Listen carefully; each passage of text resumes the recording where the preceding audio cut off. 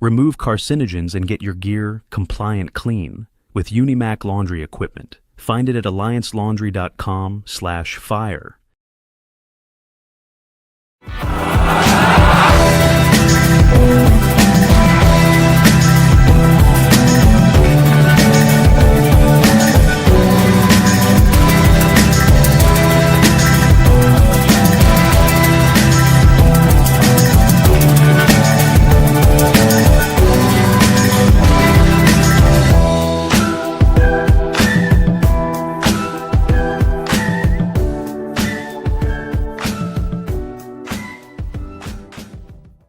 Welcome everyone to episode 8 of We Can't Believe They Gave Us a Show with Nick and Jim.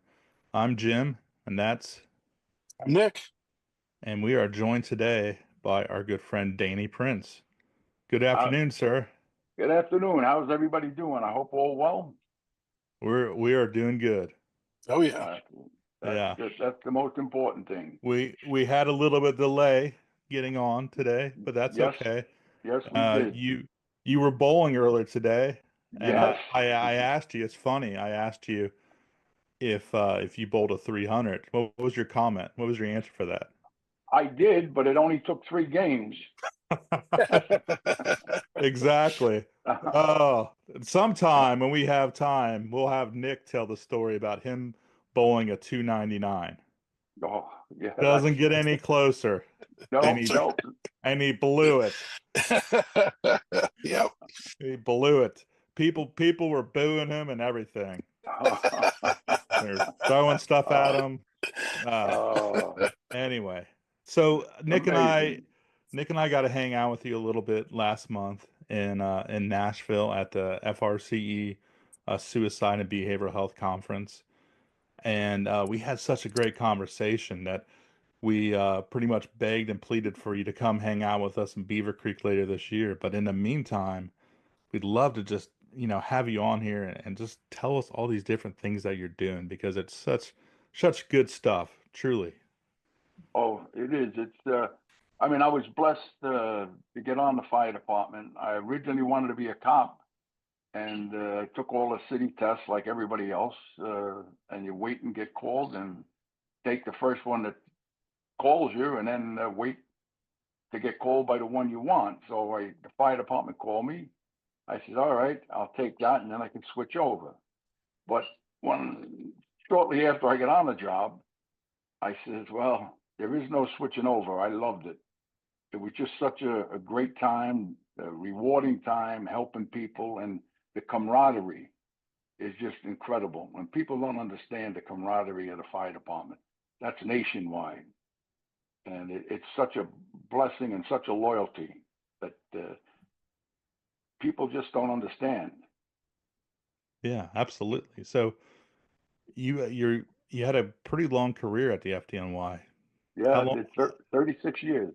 36 years, and I was saying before we started, as much cool stuff as you did during your career, you've done a lot of cool things afterwards, and I think that's really what we're going to focus on today more than anything.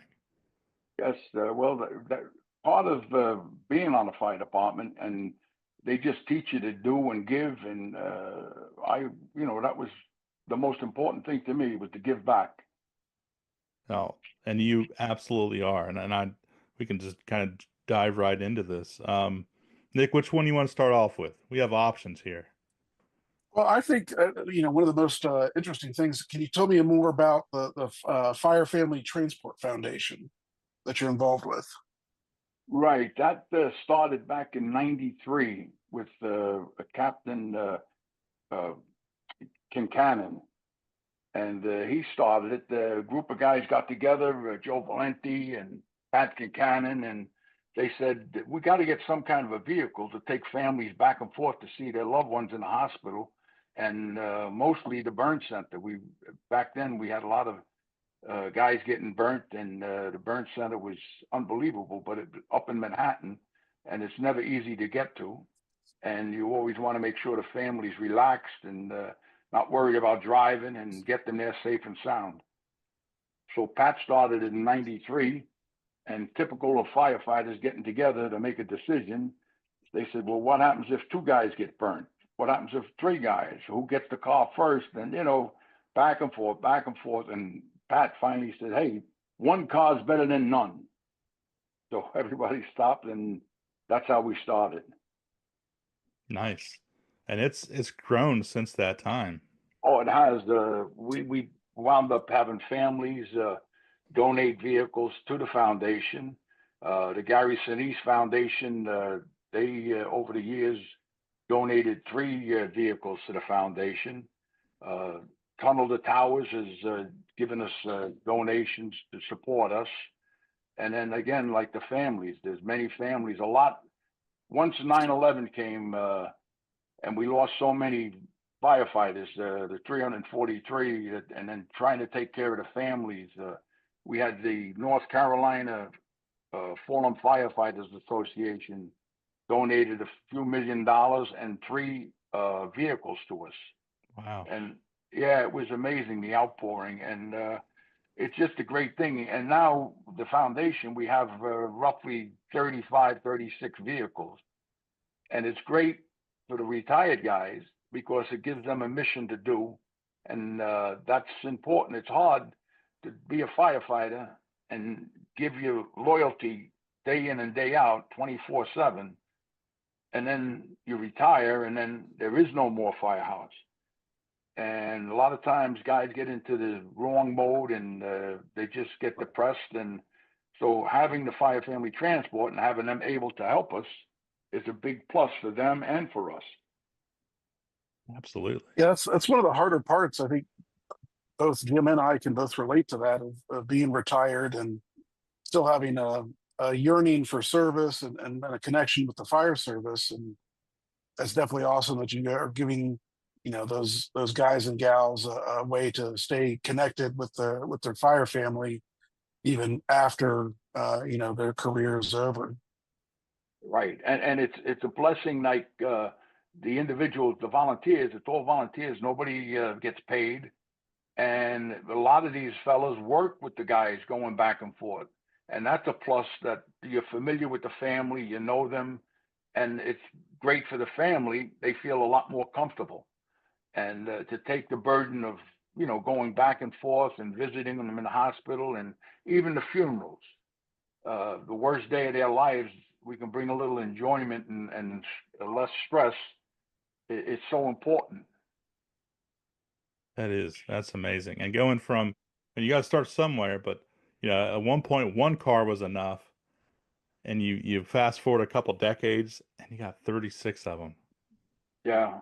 Yeah. And we have a list of families that are donating, and as vehicles go out, they wind up putting their vehicle in. Of course, we're limited at how many we can have, and it's an expense.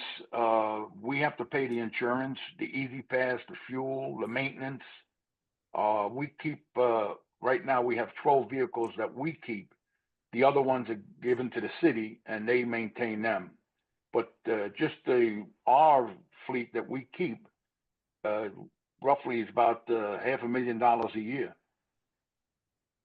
That's great.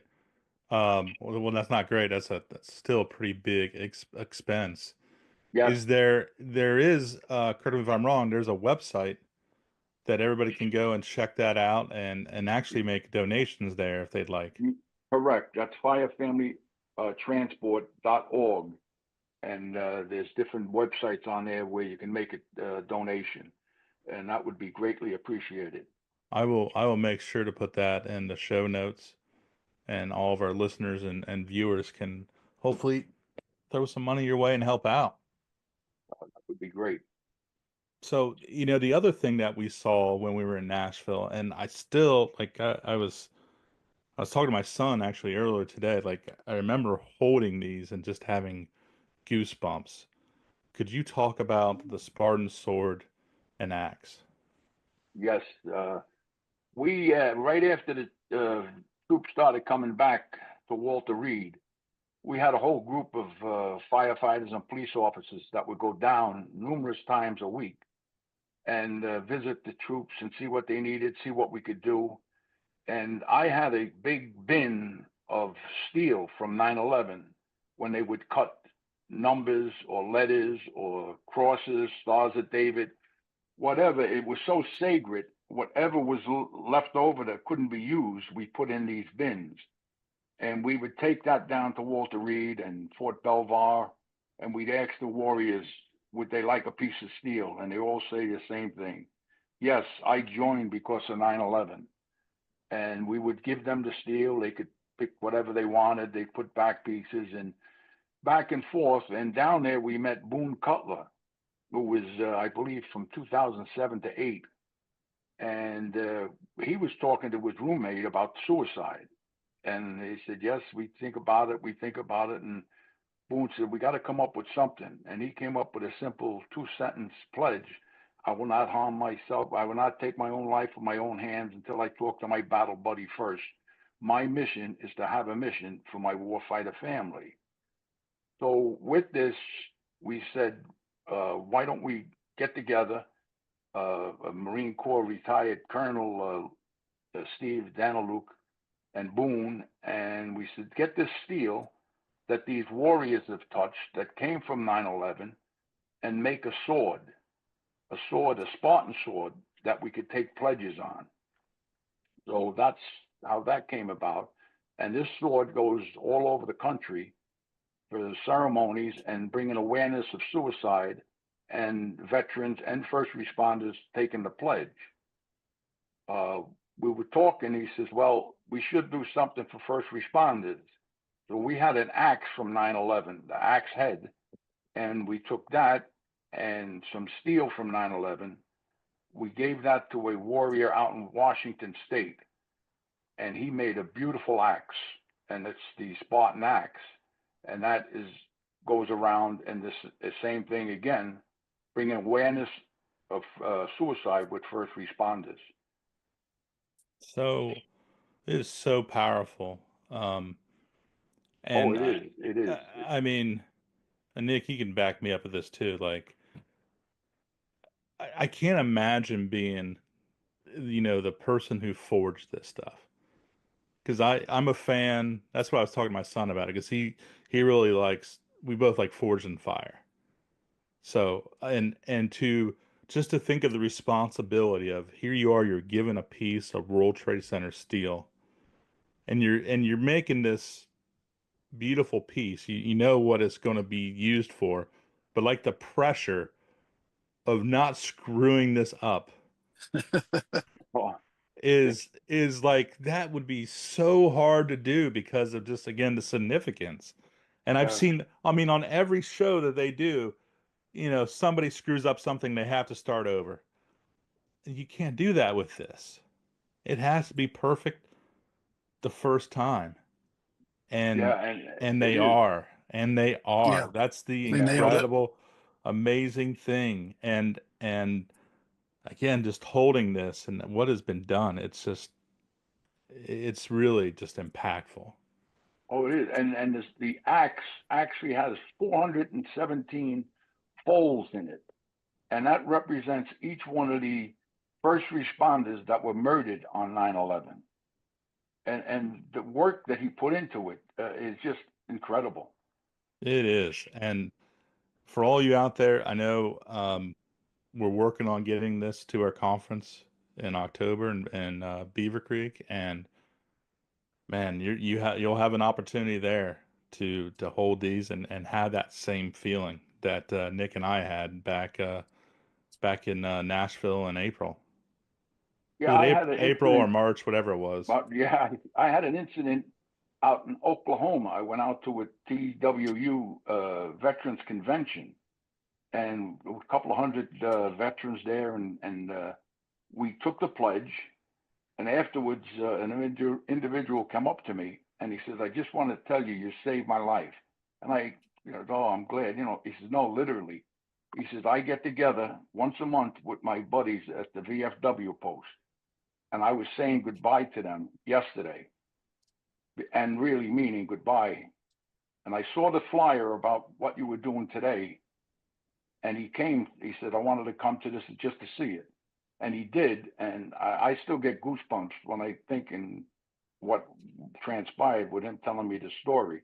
And he's still helping out in Oklahoma. That's It's so amazing because I mean, Jim and I can relate to that too, just from the conference of we've heard stories, from past attendees and things like that, just sometimes just through the grapevine, knowing that we've helped. And it's just such an honorable thing to be able to be able to do that and know that you're making a difference. Yeah, it is. It really is. A good friend of mine who passed away on 9/11, Captain Timmy Stackpole, he had a saying, the greatest high you can get out of life is helping somebody. And that's the truth. You never know what little thing you do can change a person's perspective. Yeah, absolutely. It's funny how the things work, right? The world works in mysterious ways sometimes, and just some small interaction can turn into a big impact for somebody. it's stuff like this that is why we still do what we do. Yeah. And we're still able to be of service and still contribute. We've just Yeah. been, I would say the three of us have all been repurposed. No doubt. But it's still meaningful work, and it's still making an impact at a high level. I mean, you saved somebody's life. Yeah. There is no bigger save than that. Like it's all worth it, No, right? that makes it all perfect and worth it. I And mean, I remember a neighbor of mine. He said to me, he says, "How can you go down to Walter Reed, 4 hours down, spend a couple hours, and 4 hours back?" And I told him, "Come with me once, and you'll never ask that question again." And that's the truth. When I come back from there, I feel so good, to see the warriors and to be with them, and it's inspiring. absolutely. Wow. And you continue to be of service. You're also a big part. You're an ambassador for the Gary With Sinise Foundation. Yes, Would you and mind telling us how that whole thing started? Like how it's almost like the stuff in a way kind of falls in your lap. yeah, it is. It's interesting. A good guy, John Vigiano, was a captain, very highly regarded, and a real legend in the fire department. He wound up going over to Iraq with Gary Sinise. They were on a plane together, and he had a button of his two sons. He only had two children, two sons, and he had a button. One was a police officer, one was a firefighter. And Gary asked him the significance of it. And he explained to him that both his sons were killed on 9/11. And Gary was impacted by it so much that they spent a couple of days together, and he promised when he came to New York, he wanted to go visit him and his son's firehouse. And lo and behold, they did. And from there, we got a great bond with Gary Sinise and the FDNY, and he's made so many visits. And like I said, the foundation has donated 3 vehicles to the Fire Family Transport Foundation. And I got to know Gary real well. I've been out to his house in California a few times. Now he's in Tennessee. And he's truly a true, real American hero. He's not a phony. He says what he says, and he means what he says. And I've seen when we've been down to Walter Reed, he would call and say, "Listen, stop by and see this one. Stop by and see that one. Let me know how they're doing. Let me know what they need." And he would ask us to let him know who's new that came in so that he could stay on top and make sure they're taken care of well. And it was a great bond that continued to go. And now I'm doing stuff with high school students coming up to the 9/11 museum so that they don't forget what happened on 9/11. It's so important for these children. They weren't even born, but to let them know the impact of what happened on that day. And I've gone to Shanksville, and the same thing, where flight went down. And I talked to the students there, and it's just such an important thing that he does. And it's one of many. I mean, he builds the houses for the severely wounded, the first responders, the Snowball Express. He takes the Gold Star families I do the JFK airport and meet them and greet them and send them off to Disney. One weekend it's all Veterans Gold Star, and the following weekend it's all first responders Gold Star families. And to be with them and hear their stories and see how they're connecting together, children that all have the same similar circumstances, be able to talk to each other and bond and continue year after year and continue to be friends. So it's so important.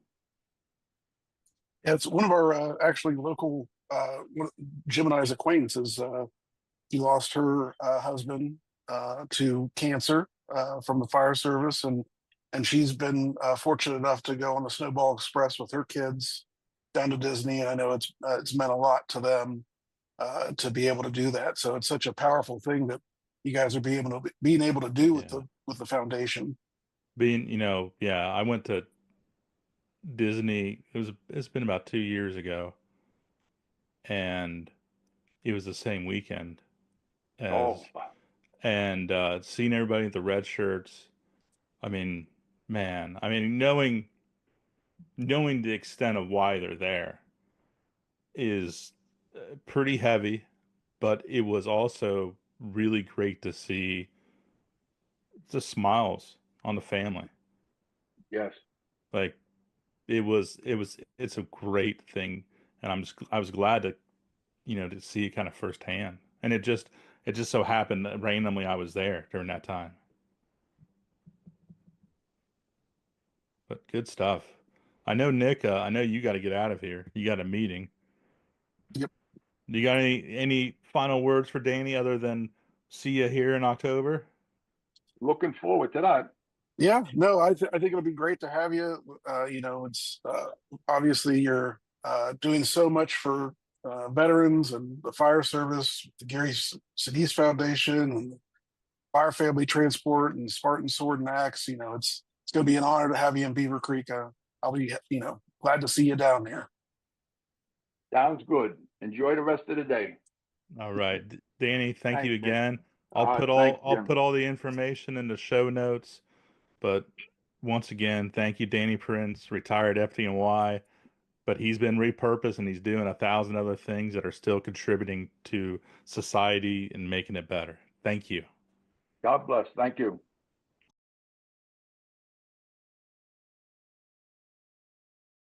Remove carcinogens and get your gear compliant clean with Unimac laundry equipment. Find it at alliancelaundry.com/fire.